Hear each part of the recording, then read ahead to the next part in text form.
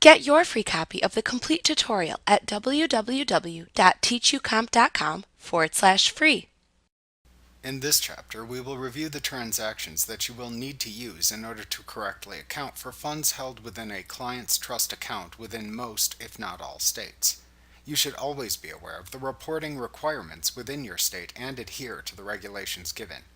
While you will have all of the required transactions and accounting information stored within the legal company file in QuickBooks, it is important to remember that you must also keep paper copies of all records related to your client trust account, including bank-created records. Be sure to keep paper copies of all of this information. The first transaction that we will cover is making a deposit of client funds into the client's trust account. You should review the lesson on making deposits in Chapter 10 of the QuickBooks Desktop Pro Manual if you need to review this process.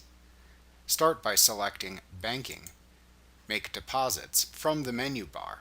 Within the Make Deposits window, you will select the Client Trust Account Checking from the Deposit To field at the top of the window. Then select the date of the deposit from the Date Calendar selector. In the memo field, you should enter the client's name, the matter or case, and any other relevant identifying information.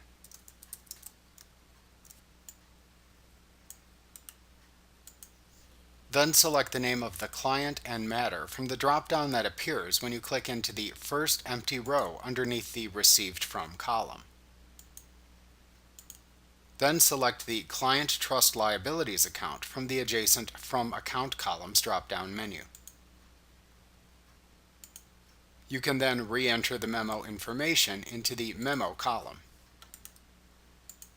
You then enter the payment method into the Payment Method column and enter the check number into the check number field if required. You can then use the Class drop-down to classify the partner who manages the trust account and handles the client from the Class drop-down. You can then enter the amount of the deposit into the Amount field. Once you have finished recording the necessary information, click the Save and Close button to record the client's deposit.